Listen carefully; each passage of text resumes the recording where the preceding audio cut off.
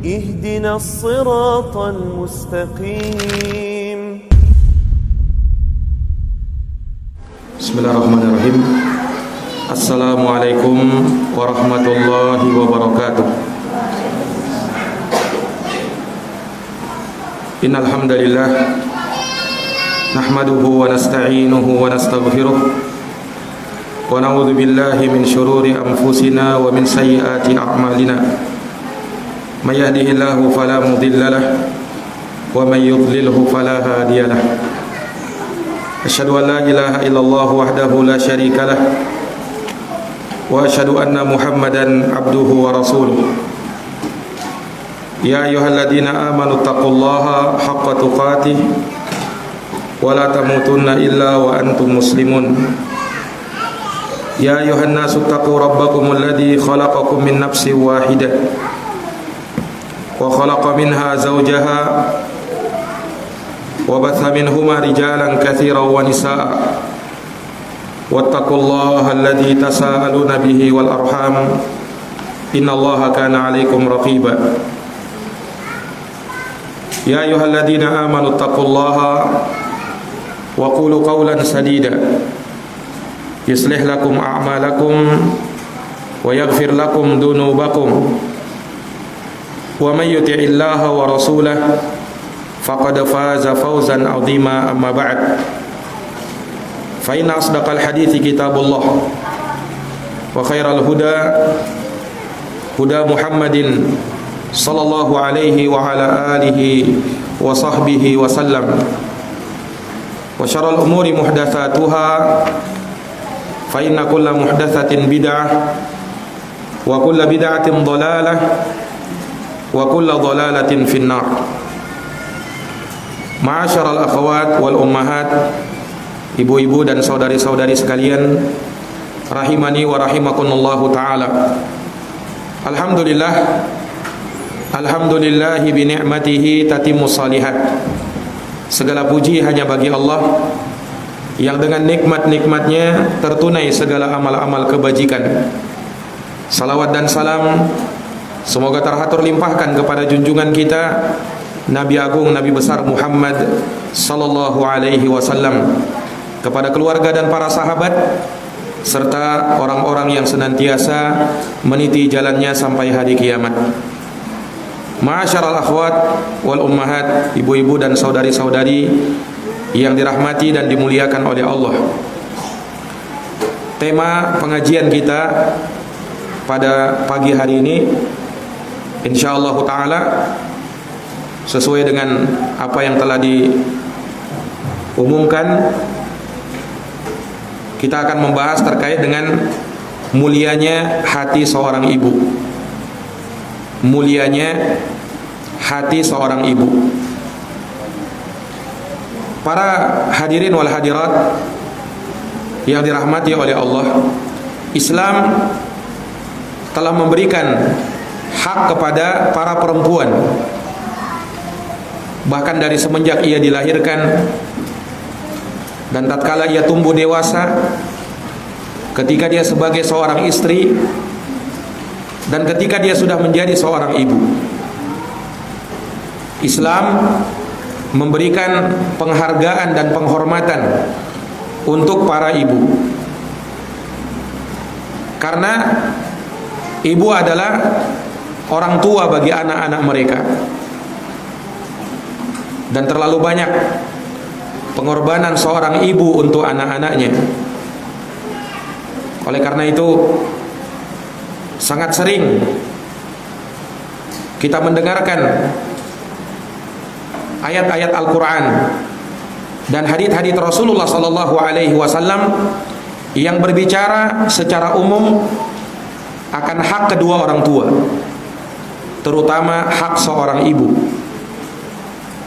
Karena hak seorang ibu lebih besar daripada hak seorang bapak. Sekalipun Allah Subhanahu wa taala seringkali menggandengkan keduanya. Di dalam Al-Qur'an Allah Subhanahu wa taala memerintahkan untuk memuliakan kedua orang tua, yaitu bapak dan ibu kita, dan berbuat baik kepada mereka dengan berbakti kepada mereka. Bahkan berbuat baik kepada ibu itu digandengkan dengan hak Allah Subhanahu wa taala yang termulia, yaitu beribadah kepadanya. Di dalam surat An-Nisa ayat 36. Surat An-Nisa ayat 36. Allah Subhanahu wa taala berfirman, wa'budullaha wa la tusyriku bihi syai'a wa bil walidaini ihsana. Dan sembahlah Allah dan jangan kalian menyekutukannya dengan sesuatu apapun, dan berbuat baiklah kepada kedua orang tuamu. Perhatikan bagaimana berbakti kepada ibu dan bapak itu digandengkan dengan ibadah yang besar kepada Allah Subhanahu wa taala dan mentauhidkan Allah. Dan semisal dengan itu juga ayat di dalam surat Al-Isra ayat 23 sampai 24. Surat Al-Isra ayat 23 sampai 24. Allah Subhanahu wa taala berfirman, wa qadha rabbuka alla ta'budu illa iyyah wa bil walidaini ihsana. Dan Rabbmu telah menetapkan agar janganlah kamu beribadah kecuali hanya kepada Allah, dan berbuat baiklah kepada ibu dan bapakmu. Berbuat baiklah kepada ibu dan bapakmu. Ini menunjukkan kepada kita bahwa hak terbesar yang wajib kita tunaikan adalah hak kepada Allah Subhanahu wa taala. Kemudian antara sesama manusia yang paling besar adalah hak kedua orang tua. Dan dari kedua orang tua yang paling besarnya adalah hak seorang ibu. Makanya Allah Subhanahu wa taala ketika memerintahkan kita untuk bersyukur kepadanya, Allah juga perintahkan untuk bersyukur kepada ibu dan bapakmu, terutama kepada ibumu. Allah Subhanahu wa taala berfirman, anishkurli wali walidayka wa ilayyal masir. Bersyukurlah kalian kepadaku, kata Allah, dan bersyukurlah kepada kedua ibu bapakmu, dan kepadakulah kalian akan dikembalikan. Maka Allah perintahkan kita untuk bersyukur, berterima kasih kepada ibu dan bapak kita. Iya, dan terutama adalah kepada ibu yang telah melahirkan kita, yang telah mengandung kita, yang telah menyusui kita, dan telah banyak memberikan pengorbanan yang sangat luar biasa kepada kita. Makanya Allah Subhanahu wa taala berwasiat kepada manusia dan mengingatkan akan jasa seorang ibu secara khusus kepada anak-anaknya. Di dalam surat Luqman ayat 14. Dalam surat Luqman ayat 14, Allah ingatkan dalam ayat ini jasa seorang ibu. Allah berfirman, wa wassaynal insana biwalidayhi wa wassaynal insana biwalidayhi. Dan kami wasiatkan kepada manusia agar berbuat baik kepada ibu dan bapaknya. Allah sebutkan ibu dan bapak, kemudian Allah khususkan seorang ibu. Kata Allah, hamalathu ummuhu wahnan ala wahn wa fisaluhu fi amain. Di mana sang ibu telah melahirkan sang anak dalam keadaan lemah yang terus bertambah. Wa fisaluhu fi amain, dan menyapihnya selama 2 tahun. Oleh karena itu, anishkurli wali walidaik, bersyukurlah kepadaku dan kepada ibu dan bapakmu. Dalam ayat yang lain Allah berfirman di surat Al-Ahqaf ayat 15. Surat Al-Ahqaf ayat 15. Wa wassaynal insana biwalidayhi ihsana. Dan kami wasiatkan kepada manusia untuk berbuat baik kepada ibu dan bapaknya. Kemudian lagi-lagi Allah sebutkan bagaimana pengorbanan seorang ibu. Hamalathu ummuhu kurha wa wada'athu kurha. Di mana sang ibu telah melahirkannya dalam keadaan susah payah dan mengandungnya dalam keadaan susah payah. Mengandung dalam keadaan susah payah dan melahirkan dalam keadaan susah payah. Ini menunjukkan betapa besar hak seorang ibu daripada seorang bapak. Makanya Rasulullah sallallahu alaihi wasallam ketika ditanya, "Man ahaqqun nasi bihusni sahabati?" Ya Rasulullah, siapa orang yang paling berhak untuk aku berbuat baik kepada dia. Maka Rasulullah bersabda, ummuka, kepada ibumu. Summaman, kemudian siapa lagi? Ummuka, kepada ibumu. Summaman, siapa lagi ya Rasulullah? Ummuka, kepada ibumu. Summaman, kemudian siapa lagi ya Rasulullah? Abuka, kepada bapakmu. Summal aqraba fal aqrab, kemudian yang terdekat, kemudian yang terdekat setelahnya. Imam Ibnu Battal menyebutkan mengapa seorang ibu diulangi namanya sampai 3 kali, sementara seorang bapak hanya disebutkan 1 kali. Nabi menyebut nama ibu sebanyak 3 kali. Ummuka, ummuka, ummuka, ibumu, ibumu, dan ibumu, 3 kali. Sementara bapak cuma 1 kali, abuka. Kata Imam Ibnu Battal, sebab seorang ibu mendapatkan 3 hal karena seorang ibu telah berjasa kepada anaknya dalam 3 hal pula. Kenapa seorang ibu mendapatkan 3 perkara yang Allah muliakan dia dengannya dan disebut namanya sebanyak 3 kali? Karena ibu telah berjasa kepada anaknya dalam 3 hal. Yang pertama, di dalam mengandung sang anak. Yang kedua, di dalam melahirkan sang anak.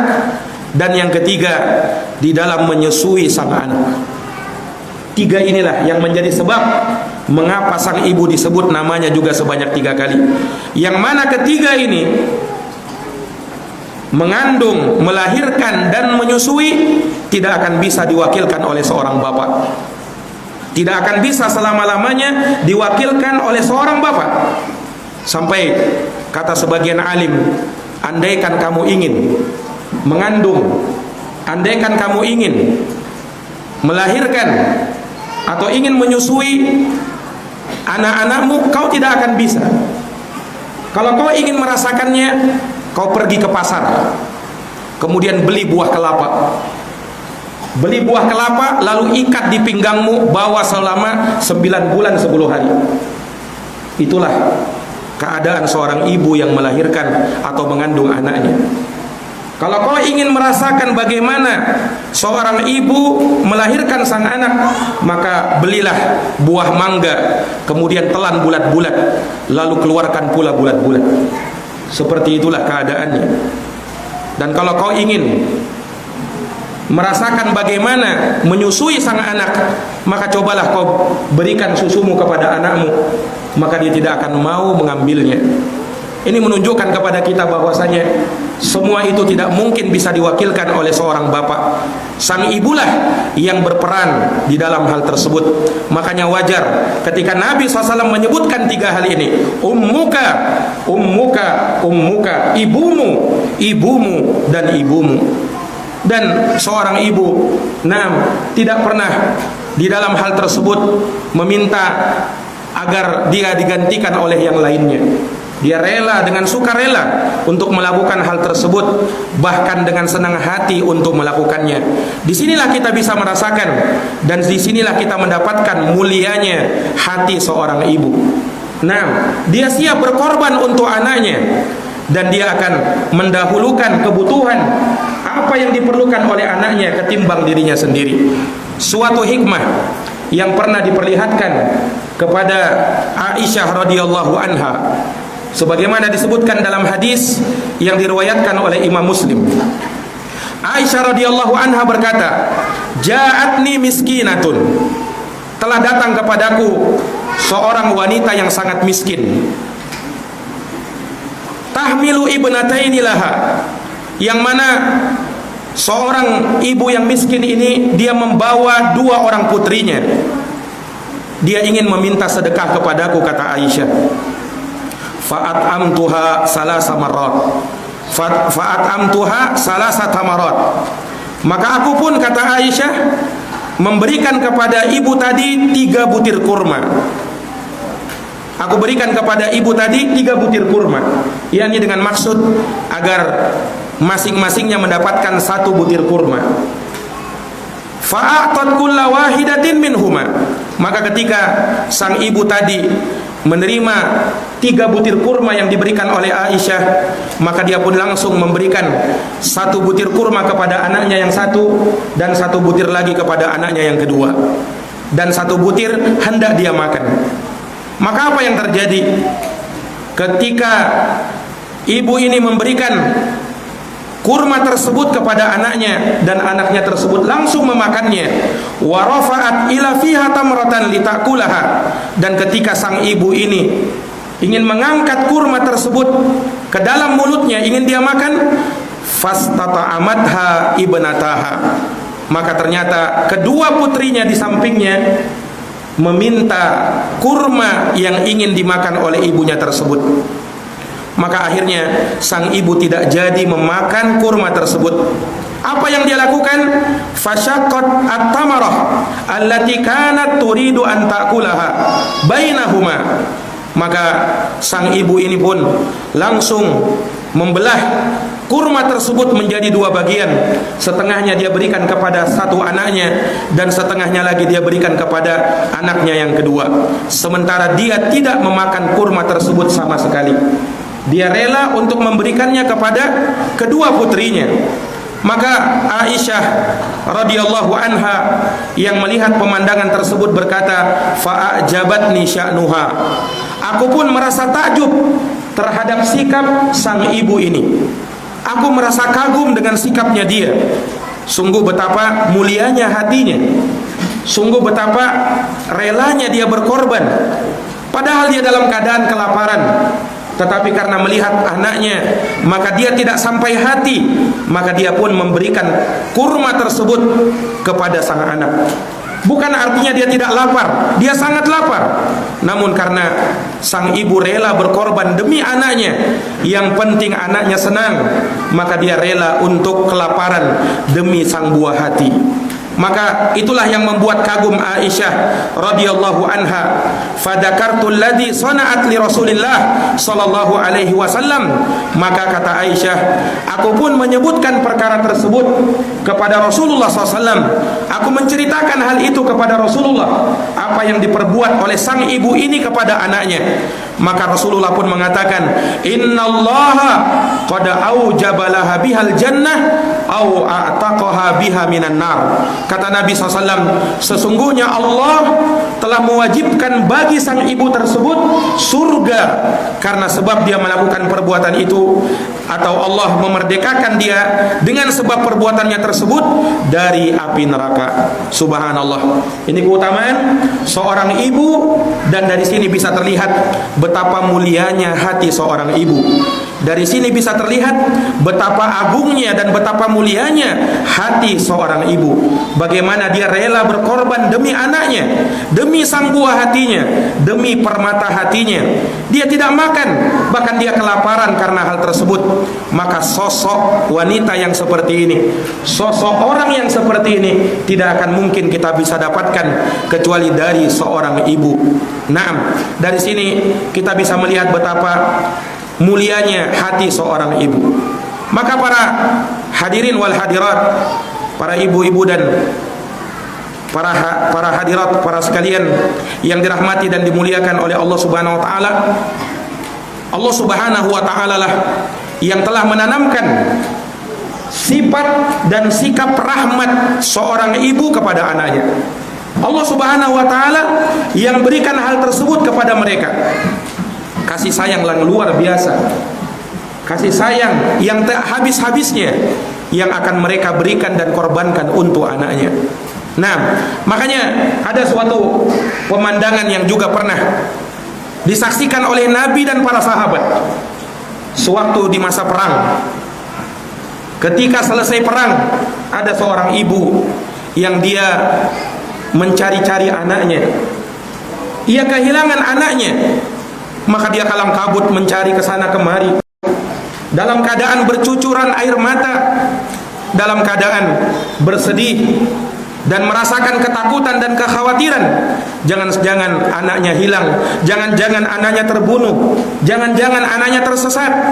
Maka dia mencari dalam keadaan sedih, takut dan bercucuran air mata, disaksikan oleh Nabi dan para sahabat.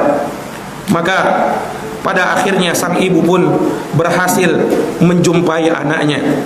Maka dia pun memeluk anaknya tersebut dalam keadaan menangis terseduh-seduh.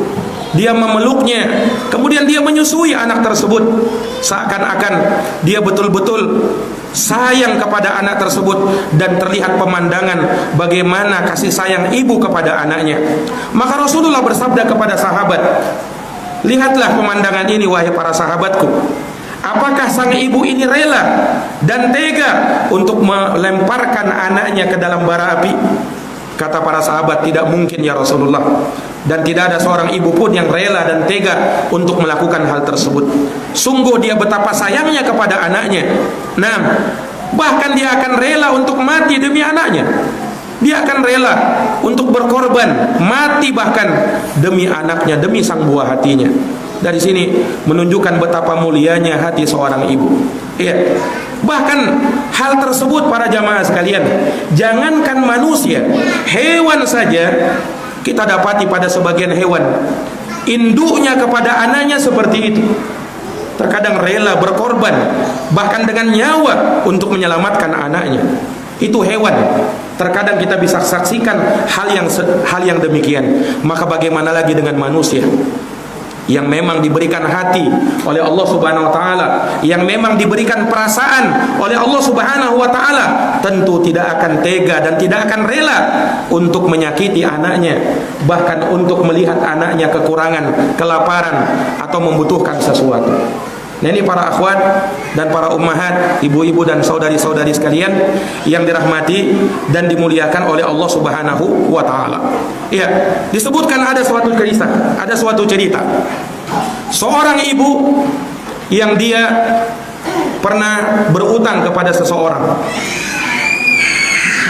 Maka sang ibu ini pun berusaha untuk membayar utangnya. Namun karena kesulitannya dia di dalam perekonomiannya, dia belum sanggup untuk melunasi hutang-hutangnya tersebut.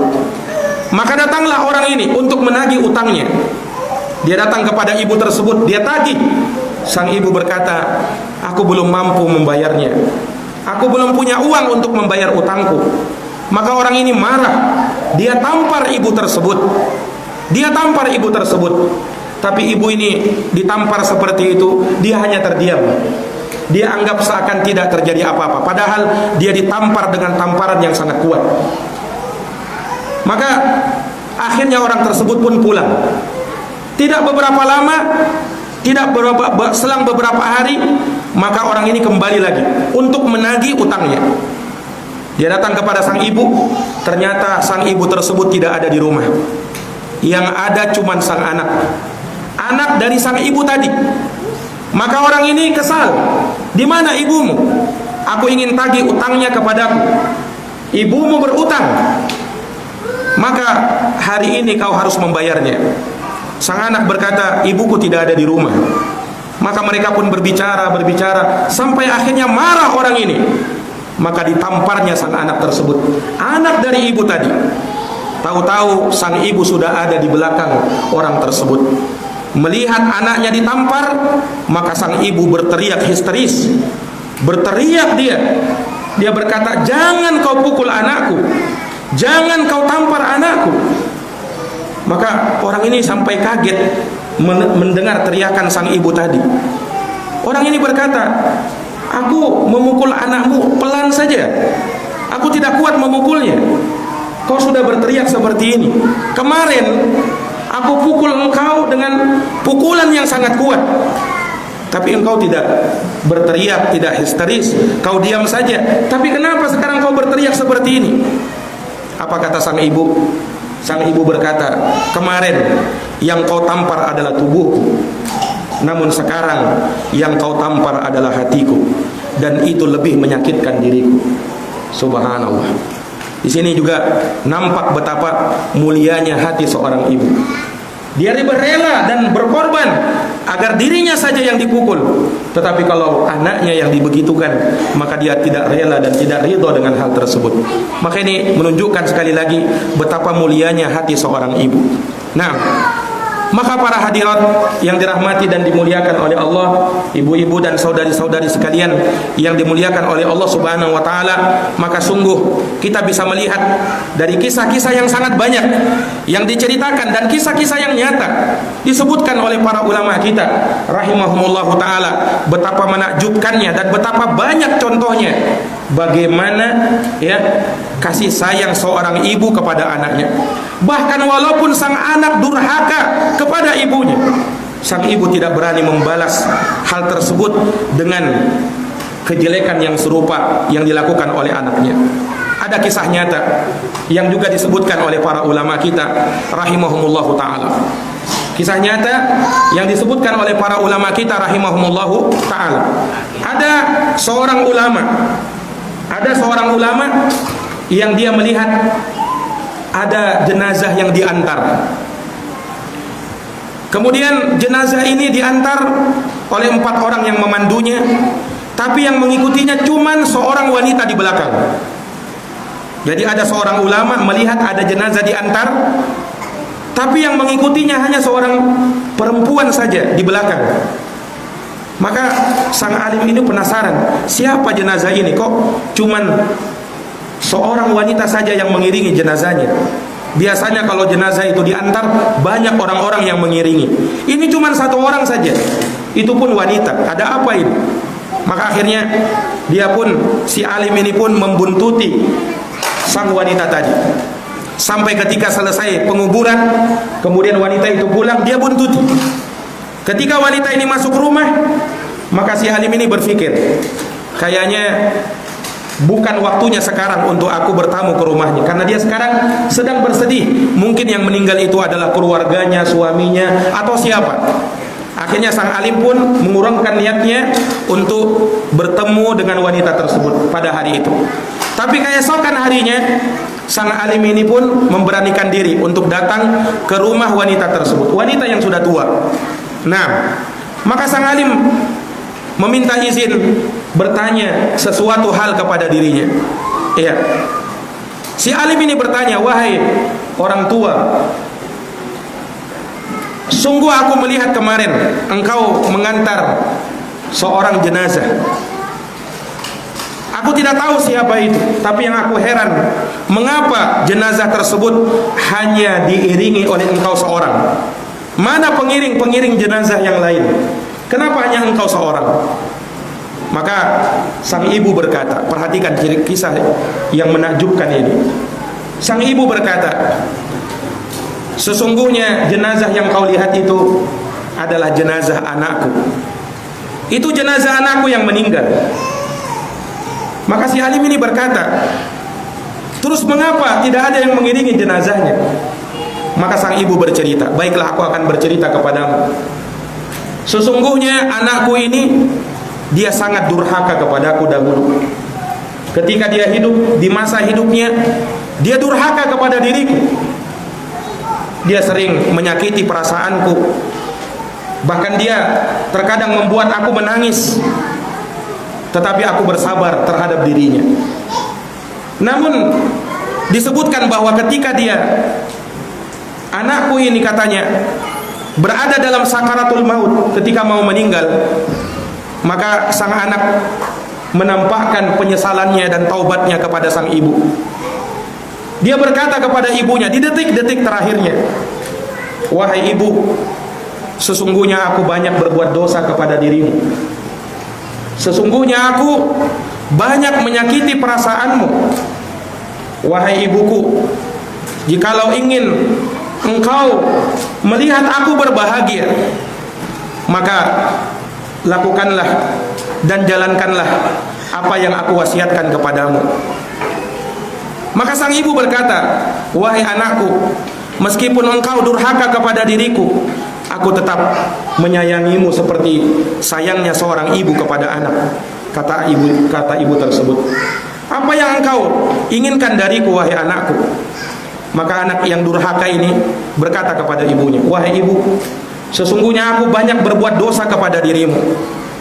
Maka sebentar ini injaklah kepalaku wahai ibuku. Injaklah kepalaku ini dengan kedua kakimu. Kemudian setelah itu berkatalah di atas kepalaku, inilah dosa, inilah hukuman bagi anak yang durhaka. Nyatakan itu kepada Allah Subhanahu wa taala. Ucapkan, ya Allah, inilah hukuman bagi anak yang durhaka kepada orang tuanya.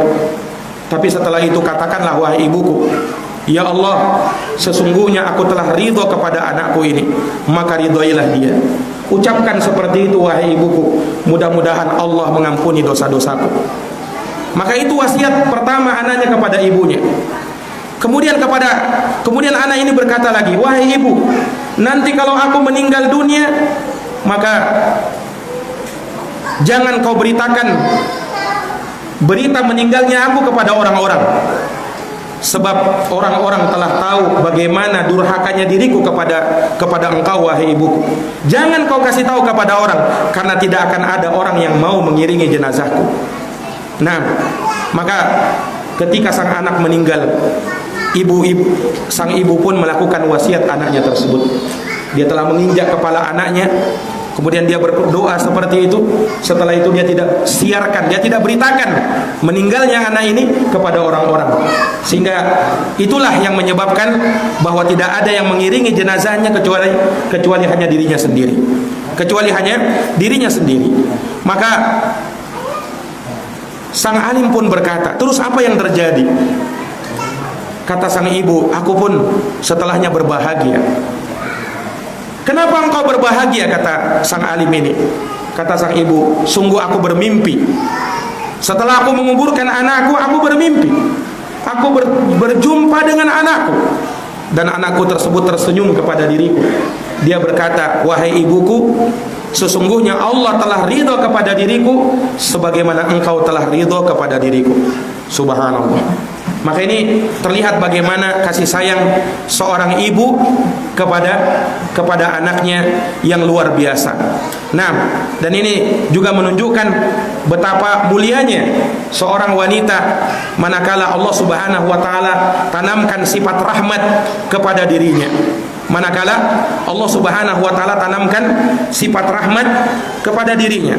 Iya, maka daripada itu sudah menjadi kewajiban seorang anak untuk berbakti kepada kedua orang tuanya, dan tidak ada alasan bagi seorang anak untuk tidak berbakti kepada kedua orang tuanya.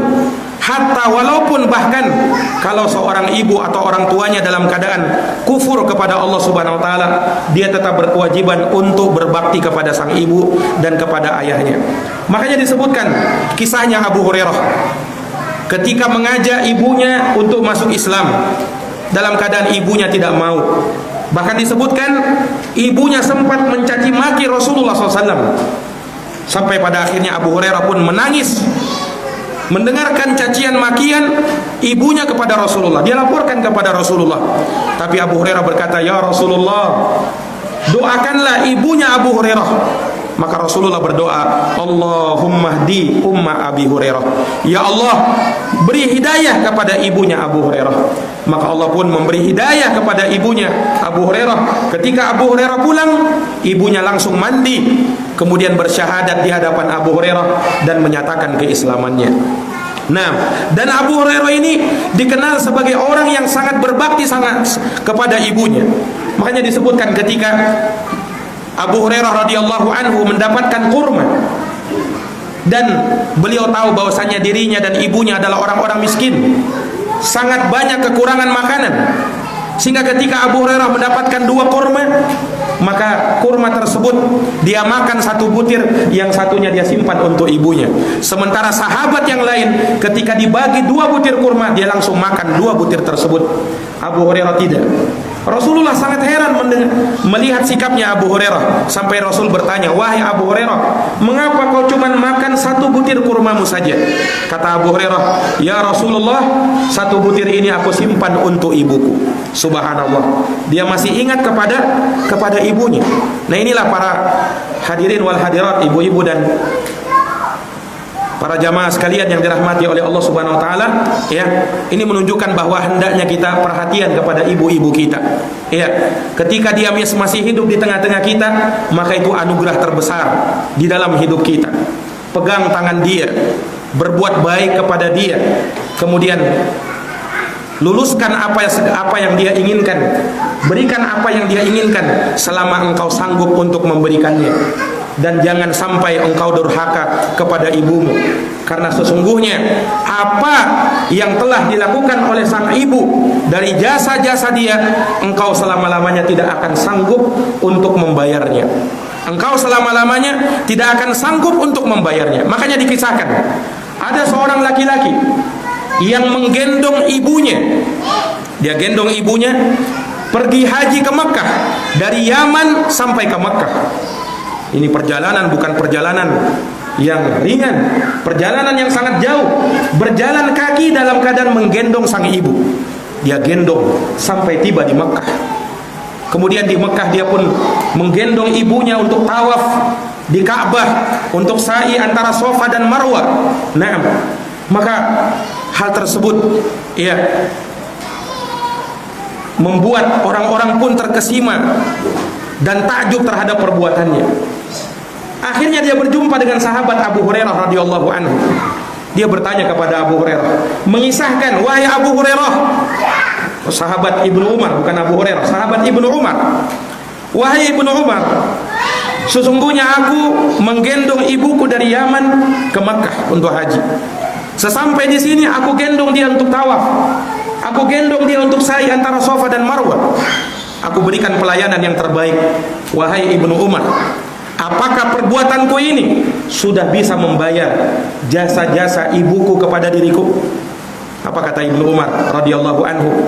Belum kau bayar jasa ibumu terhadap dirimu. Kau belum bisa membayar jasa ibumu. Bahkan satu teriakannya tatkala dia melahirkan engkau belum bisa membayar hal tersebut. Subhanallah. Nah, apalagi baru apa yang kita berikan saat ini kepada orang tua kita. Maka sadarlah, bagi siapa yang masih hidup orang tuanya, muliakan orang tuamu. Itu anugerah terbesar yang Allah Subhanahu wa taala berikan kepada dirimu. Itu pintu surga yang Allah Subhanahu wa taala berikan kepada dirimu. Maka jaga dia dengan sebaik-baiknya. Jaga dia sebaik-baiknya, karena orang yang berbakti kepada kedua orang tuanya, terutama kepada ibunya, maka ini menunjukkan keluarbiasaan yang ada pada dirinya, dan cukuplah hal tersebut menunjukkan kemuliaan yang ada pada dirinya. Lihat seorang tabi'in yang mulia yang bernama Uwais Al-Qarani. Uwais Al-Qarani, dia hidup semasa Nabi SAW, tetapi sayangnya beliau tidak sempat berjumpa dengan Nabi, sehingga beliau tidak dikategorikan sebagai sahabat. Tetapi Nabi sudah menyebut namanya, saking mulianya Uwais Al-Qarani ini. Sampai sahabat Umar bin Khattab radhiyallahu anhu berpesan kepada Rasulullah berpesan kepada Umar bin Khattab, wahai Umar, nanti akan datang seorang dari penduduk Yaman, namanya Uwais Al-Qarani. Disebutkan ciri-cirinya oleh Rasulullah. Kalau kau berjumpa dengan dirinya dan kau bisa minta kepada dia supaya agar dia memintakan ampun terhadap dosa-dosamu kepada Allah, maka lakukanlah wahai Umar. Maka semenjak Umar mendapatkan pesan itu dari Rasulullah, Umar selalu melihat kalau ada rombongan dari Yaman, mesti beliau stop dulu, kemudian bertanya, ada ndak orang yang bernama Uwais yang ciri-cirinya begini, begini dan begini. Umar selalu menghadang. Kalau ada rombongan dari Yaman, pasti Umar tanya, karena pesannya Rasulullah tadi. Sampai pada akhirnya Umar pun dipertemukan dengan orang tersebut. Datanglah rombongan dari Yaman. Kemudian Umar tanya, siapa di antara kalian yang bernama Uwais? Maka ada satu orang yang mengancungkan tangannya. Kemudian Umar menyebutkan ciri-cirinya, dan persis seperti yang disebut oleh Nabi. Sampai pada akhirnya kata Umar, bukankah engkau punya seorang ibu? Kata Uwais, betul, aku punya seorang ibu. Dan engkau sangat berbakti kepada ibumu? Ya, aku sangat berbakti kepada ibuku. Maka Umar pun menceritakan pesannya Rasulullah kepada dirinya, agar kalau berjumpa dengan engkau, maka aku diperintahkan oleh Nabi supaya meminta kepada engkau agar engkau memintakan kepada Allah ampunan terhadap dosa-dosaku. Maka lakukanlah, mintakanlah ampunan terhadap dosa-dosaku, karena doamu mustajabah. Ini menunjukkan bahwasanya dengan bakti seorang anak kepada orang tuanya, terutama kepada ibunya, ini menyebabkan menyebabkan doa itu menjadi makbul, menyebabkan doa itu menjadi terkabul. Ini para ibu-ibu dan saudari-saudari sekalian yang dirahmati dan dimuliakan oleh Allah Subhanahu wa taala. Ya, oleh karenanya terdapat kisah-kisah yang sangat menakjubkan tentang hal tersebut. Ya, pernah disebutkan kisah nyata seorang syekh yang ada di Arab sana. Dia pernah mendapatkan kisah ini dari seorang dokter, yang mana dokter ini bercerita suatu kisah nyata yang sangat menakjubkan dan membuat dia menangis terseduh-seduh. Iya, dia bercerita bahwasanya pernah ada pasiennya yang datang membawa seorang wanita yang tua, anak muda kemudian membawa ibunya, orang tua, tetapi dia punya kelainan jiwa. Yani orang tuanya ini, ibunya ini punya kelainan jiwa. Nah, ketika sampai di rumah sakit, ya layaknya orang gila, orang yang tidak waras, ibunya memain-mainkan meja yang ada di situ, memutar-mutarnya, kemudian terkadang sesekali ketawa, ya, sesekali menangis dengan tiba-tiba seperti itu, layaknya orang gila, ya. Kemudian sang ibu ini, ya, yang gila ini, dia melihat ke layar televisi yang ada di hadapannya, disiarkan di situ ada Ka'bah, ada orang tawaf di situ di Arab Saudi. Nah, maka sang ibu tiba-tiba mencaci anaknya. Dia caci anaknya, ya. Bukankah engkau mau mengajak aku ke sana? Dia ludahi anaknya tersebut di hadapan sang dokter. Tapi anak ini tidak merasa menampakkan kekesalan hatinya. Nah, dia hanya menyapu ludah sang ibu. Kemudian sesekali jilbab sang ibu itu tersingkap, dia betulkan. Terlihat bagaimana sabarnya anak tersebut kepada sang ibu. Maka dokter ini merasa takjub, ya, terhadap orang ini. Dia pun bertanya, siapa orang tua ini? Maka anak tersebut, ini anak muda, mengatakan bahwa ini adalah ibuku. Nah, dokter ini bertanya, sejak kapan ibumu ini seperti ini? Sejak kapan dia gila seperti ini? Maka sang anak menjawab, ibuku gila ini semenjak dia lahir. Semenjak dia lahir, maksudnya sang ibu lahir, dia memang sudah gila. Sang dokter bertanya, loh, kalau begitu bagaimana dia bisa melahirkan engkau? Ini dia melahirkan engkau dalam keadaan dia gila? Naam, kata sang anak, dia melahirkan aku dalam keadaan dia gila. Yakni ibuku ini, ya, dia dinikahkan oleh nenek dan kakekku. Dinikahkan oleh nenek dan kakekku. Kemudian setelah itu menikah, tidaklah beberapa lama bercerai dan mengandung, melahirkan akulah anak itu. Kemudian dokter ini berkata, apakah ibumu selalu bersikap seperti ini kepada dirimu? Kata sang anak, iya, seperti itu. Dan dia tetap bersabar, subhanallah. Ini luar biasa. Nah, maka sang dokter pun ketika melihat dan mendengarkan sabarnya anak ini kepada ibunya, dia pun menangis terseduh-seduh. Dia baru melihat praktek nyata seorang anak baktinya luar biasa kepada orang tuanya. Ini suatu hal yang jarang terjadi, ya, pada seorang anak kepada ibunya. Ini para hadirat yang dirahmati dan dimuliakan oleh Allah Subhanahu wa taala. Dan ini sekali lagi yang menunjukkan bahwa ketika seorang anak sadar betapa besarnya jasa seorang ibu kepada dirinya, maka dia tidak akan meninggalkan dan menelantarkan kedua orang tuanya, terutama kepada ibunya. Nah, dia tidak akan tega dan tidak akan rela untuk durhaka kepada orang tuanya. Hanya orang bodoh, hanya orang yang sudah ditutup mata hatinya oleh Allah Subhanahu wa taala yang berani membentak atau melawan kepada kedua orang tuanya, terutama kepada ibunya sendiri. Bagaimana bisa dia mencaci maki orang tuanya? Bagaimana bisa dia membentak orang tuanya? Bagaimana bisa dia merasa sakit hati kepada orang tuanya? Dalam keadaan apa? Dalam keadaan orang tuanya lah yang menjadi sebab dia ada di dunia ini. Pernah disebutkan kepada Nabi SAW, ada seorang anak mengadukan kepada Nabi tentang orang tuanya. Dia berkata kepada Nabi, "Ya Rasulullah, orang tuaku punya utang kepadaku. Dia tidak bayar-bayar utangnya itu." Maka Nabi SAW marah kepada anak ini. Dia berkata, "Anta wa maluka li abika." Kamu dan hartamu milik bapakmu. Tidak ada hutang-hutang kepada orang tua. Kamu mengutangi orang tuamu. Nah, subhanallah. Ini para hadirat yang dirahmati dan dimuliakan oleh Allah. Ini menunjukkan apa namanya? Seseorang itu ya, apapun yang dia berikan kepada orang tuanya, sekali lagi belum bisa membayar apa yang pernah dilakukan oleh orang tuanya kepada dirinya. Apalagi yang kita berikan baru sedikit. Nah, seseorang terkadang luar biasa baiknya dia kepada anaknya, baiknya dia kepada istrinya, tapi dia lupa sama orang tuanya. Padahal orang tuamu jauh lebih berharga daripada anak dan istrimu sendiri. Itu ditetapkan oleh para ulama. Jangan sampai kau telantarkan hak orang tuamu. Iya, jangan sampai kau kesampingkan hak kedua orang tuamu, terutama ibumu yang telah melahirkan kamu. Ini para hadirat yang dirahmati dan dimuliakan oleh Allah Subhanahu wa taala. Ini menunjukkan betapa besarnya hak seorang ibu. Dan terakhir, ya, karena bakti seorang anak kepada ibu yang berhati mulia, ini yang menyebabkan seseorang itu dilepaskan oleh Allah Subhanahu wa taala dari kesempitan yang dia rasakan bahkan tatkala dia masih di dunia, apalagi nanti di akhirat. Dikisahkan orang yang terkurung dalam gua itu. Dia terkurung dalam gua. Ya, tidak bisa keluar dari gua tersebut. Maka apa yang terjadi?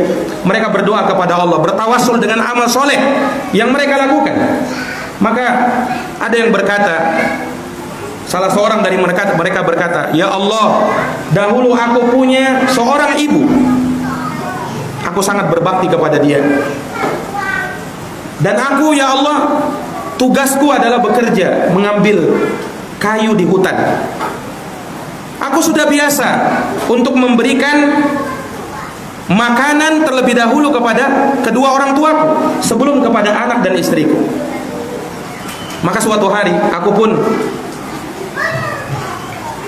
kemalaman datang ke rumahku. Ketika aku pulang di malam hari, aku dapati ibuku sudah tidur. Dalam keadaan aku membawa susu untuk aku berikan kepada ibuku. Tetapi karena dia tidur, aku enggan untuk membangunkannya. Maka aku pegang dalam posisi aku berdiri. Ya, cangkir susu tersebut dari malam sampai pagi. Bayangkan dia pegang itu dari malam sampai pagi tidak bergeming dia. Dia khawatir bisa membangunkan orang tuanya. Dalam keadaan anaknya merengek-rengek berada di kedua kakinya untuk meminta susu itu. Dan aku berjanji aku tidak memberikan susu ini sebelum kedua orang tuaku minum. Tetapi kedua orang tuaku masih tidur. Maka dia menunggu seperti itu sampai kedua orang tuanya bangun di pagi hari, baru dia berikan minum kepada orang tuanya. Setelah itu dia berikan minum kepada anaknya. Subhanallah. Lihat bagaimana bakti seorang anak kepada orang tua. Nah, dan ini tidak lain dan tidak bukan menunjukkan betapa mulianya kemuliaan yang Allah Subhanahu wa taala berikan kepada manusia, terutama kepada seorang ibu yang memang punya rahmat yang lebih yang Allah Subhanahu wa taala berikan kepada mereka untuk menyayangi anak-anaknya. Dan dari situ nampak betapa mulianya hati seorang ibu. Mudah-mudahan ibu-ibu yang ada di sini diberikan oleh Allah Subhanahu wa taala rahmat dan kasih sayang yang sangat luas, dan semoga Allah Subhanahu wa taala berikan kemuliaan kepada hati para ibu-ibu kaum muslimin dan muslimat, dan semoga Allah Subhanahu wa taala menjadikan mereka sebagai orang-orang yang dirahmati oleh Allah Subhanahu wa taala lantaran rahmatnya, kasih sayangnya kepada anak-anaknya. Demikian mungkin yang bisa kami paparkan terkait dengan tema ini, semoga bermanfaat. Tapi di sini ada pertanyaan, bagaimana kedudukan ibu kandung dengan ibu mertua? Itu sama Ustadz? Iya.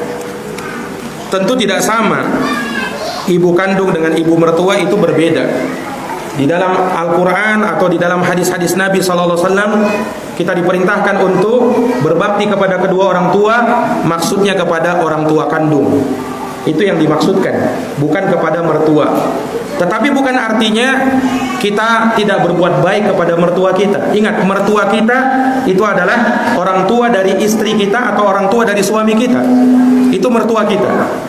Maka kalau seorang istri, ya dia punya suami, tentu orang tua suaminya adalah mertuanya. Dan termasuk dari bakti seorang istri kepada suami ketika dia memuliakan mertuanya, yaitu memuliakan kedua orang tua suaminya. Maka jangan sampai kalian halang-halangi suami kalian untuk berbakti kepada kedua orang tuanya. Nah, karena hal tersebut bagian dari kedurhakaan kalian kepada suami kalian. Karena memang seorang suami dia harus memuliakan kedua orang tuanya.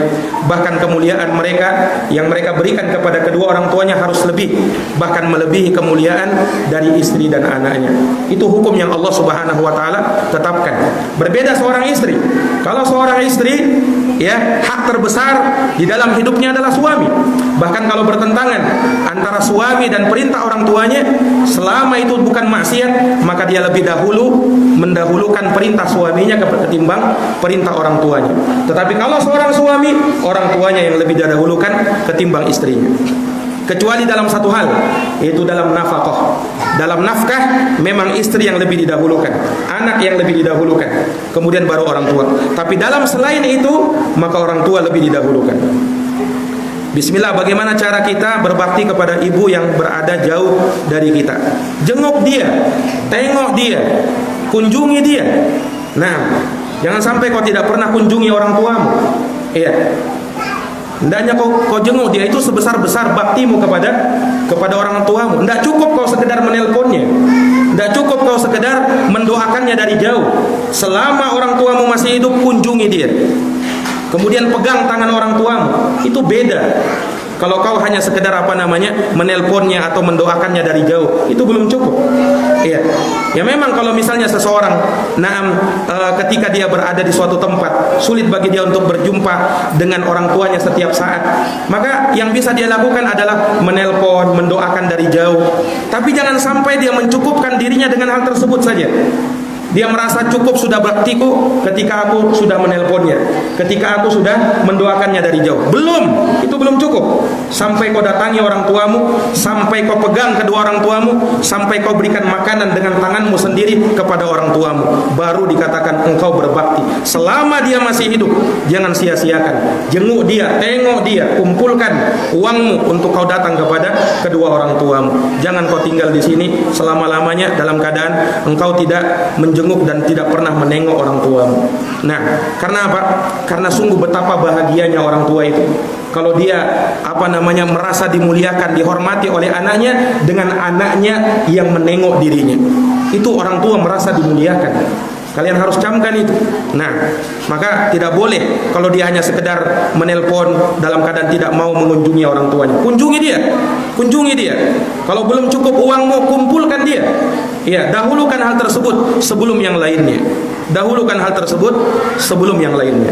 Nah, dan bagaimana sikap kita untuk berbakti kepada ibu sedangkan kita status istri yang memiliki keterbatasan dikarenakan hanya mendapatkan penghasilan dari suami. Nah, kita katakan tadi berbakti kepada orang tua sesuai dengan kemampuan kita. Sesuai dengan kemampuan kita. Iya, berbakti kepada orang tua tidak harus hanya memberikan harta kepada dia. Kita tidak mampu memberikan harta kepada dia, senangkan hatinya dengan cara yang lain. Kau bisa bantu orang tuamu. Kau bisa datang, kau bisa memijat orang tuamu, kau bisa cucikan piringnya, kau bisa cucikan bajunya, kau bisa rawat orang tuamu. Masih banyak. Bukan hanya dengan memberikan uang atau harta. Nah, kalau memang kau tak sanggup itu karena keterbatasan atau kekuranganmu, ya maka kau bisa lakukan hal yang lain. Walhamdulillah masih banyak yang bisa kita lakukan. Masih banyak yang bisa kita lakukan selain memberikan harta kepada orang tua kita. Kalau kita sanggup, kalau kita mampu, maka berikan hartamu kepada orang tuamu. Ingat sabdanya Nabi tadi, anta wa maluka li abika. Kamu dan hartamu milik orang tuamu. Iya, kamu dan hartamu milik orang tuamu, kata Nabi Sallallahu Alaihi Wasallam. Sehingga kata para ulama, andaikan orang tua mengambil harta anaknya itu tidak ada dosa baginya. Beda kalau anak nyuri harta kedua orang tuanya, itu dosa. Tapi kalau orang tua itu tidak dosa. Kecuali kalau misalnya sang anak memang ya serba kekurangan, kemudian dia ambil hartanya oleh orang tuanya, maka itu tidak boleh. Tetapi kalau harta sang anak berkecukupan, kemudian orang tuanya mengambil, itu tidak ada dosa baginya, karena dia dan hartanya dia milik orang tuanya. Nah itu hadirin wal hadirat yang dirahmati dan dimuliakan oleh Allah. Makanya kalau ada orang berkata seperti ini, Ustaz, saya ini punya orang tua saya tidak pernah merawat saya. Nah, semenjak kecil saya dititipkan sama orang. Kita katakan, cukuplah jasa orang tua kamu kepada dirimu, walaupun selama itu dia tidak pernah merawat engkau. Cukuplah jasanya dia, dengan sebab dia kau ada di dunia ini. Maka itu sudah cukup menjadikan alasan bagi kamu untuk berbakti kepada kedua orang tua. Walaupun selama kamu kecil sampai besar kamu tidak pernah dirawat olehnya. Kadang ada pertanyaan seperti itu. Bagaimana kalau ada orang tua begitu? Kita katakan, cukuplah jasa orang tuamu kepada dirimu, dengan sebab mereka kau ada di dunia ini. Dengan sebab mereka kau ada di dunia ini, itu sudah cukup menjadi bukti jasanya orang tuamu kepada dirimu. Nah, apalagi kalau orang tua telah memberikan sesuatu pada diri kita, dia tidak berikan apa saja, ya, dengan sebab dia kau ada, nah, maka itu sudah cukup. Nah, ini wallahu alam bisawab. Taib. Maka ini ada seorang ibu meminjam uang pada anaknya. Tadi saya mengatakan harta anak adalah harta kedua orang tua. Nah, terus dia mengatakan pinjam kepada anaknya Ustaz. Nah, itu. Nah, bagaimana itu hukumnya Ustaz? Kalau sama itu tidak bisa membayarnya, mengembalikannya, apakah itu berdosa atau gimana Ustaz? Atau setiap anak gimana itu? Sang anak ya, ketika ada orang tuanya menginginkan harta dari orang tuanya, jangan dia memberikan suatu pinjaman, tidak pantas. Ya, dia mengatakan ini pinjaman, saya pinjamkan kepada orang. Kau berikan hartamu, jangan kau berikan status pinjaman. Mungkin orang tua tidak merasa nyaman, tidak merasa enak. Akhirnya dia berkata pinjam nak, ya, uangmu. Nah, itu tidak ada istilahnya seorang anak utang sama orang tua anak utang sama anaknya. Nggak ada istilah seperti itu. Ya, makanya dari sang anak dia harus memang ketika memberi bukan statusnya utang. Ya. Ibu atau ayah mengatakan seperti itu karena apa? Rasa tidak enaknya dia kepada anaknya. Nah, walaupun memang ketika misalnya orang tua ingin mengembalikan harta anaknya, diperbolehkan bagi dirinya. Diperbolehkan bagi dirinya. Terlebih lagi kalau misalnya sang anak ya memerlukan hal tersebut dan dia butuh hal tersebut, boleh dia terima. Tetapi hadis yang tadi Nabi SAW sebutkan, ini orang seakan-akan memaksa kepada orang tuanya supaya membayar utangnya. Nah, ini yang tidak pantas. Tetapi kalau memang hal tersebut memang dari orang tuanya yang langsung membayarnya, maka dia terima. Memang kalau dia butuhkan, maka dia terima, boleh. Nah, tetapi kalau dia jadikan itu sebagai suatu yang dia perhitungkan, yang harus dia bayar, yang seperti ini tidak sepantasnya untuk dilakukan. Nah,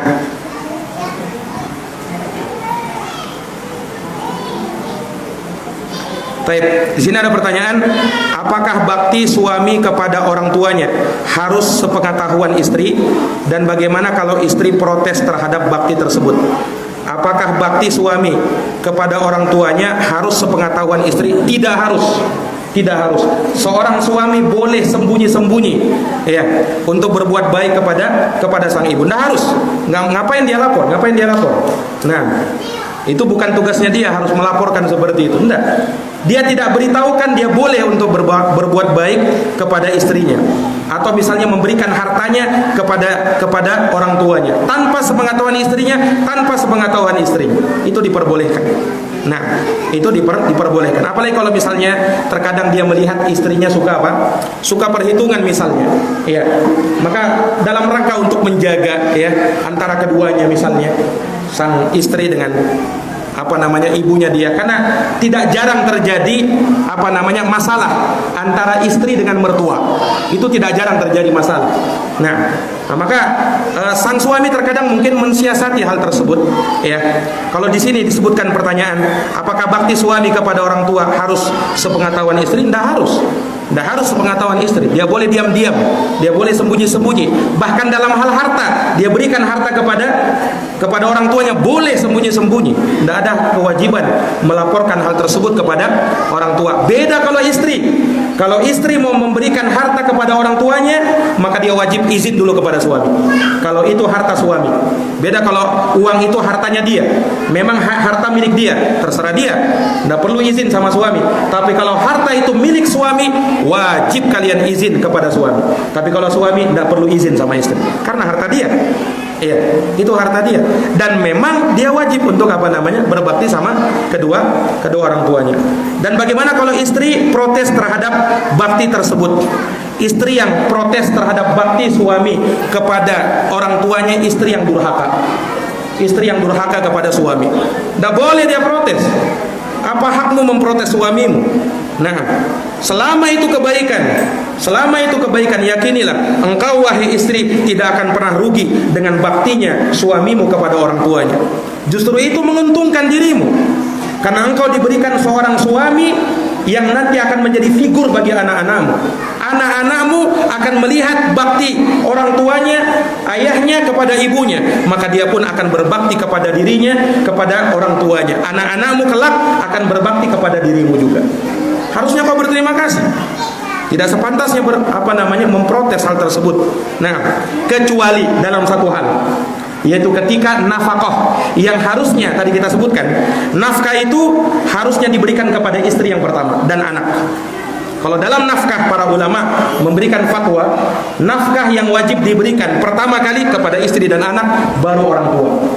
Kalau misalnya sang suami penghasilannya pas-pasan, hanya untuk istri dan anaknya, maka yang dia dahulukan adalah istri dan anaknya. Nah, dalam hal seperti ini tidak boleh seorang suami mendahulukan orang tuanya dalam hal nafkah. Ingat, dalam hal nafkah dan dia serba kekurangan. Nah, maka dalam hal ini kalau dia mau minta izin kepada istrinya, maka dia izin kepada istrinya, karena berkaitan dengan hak istri.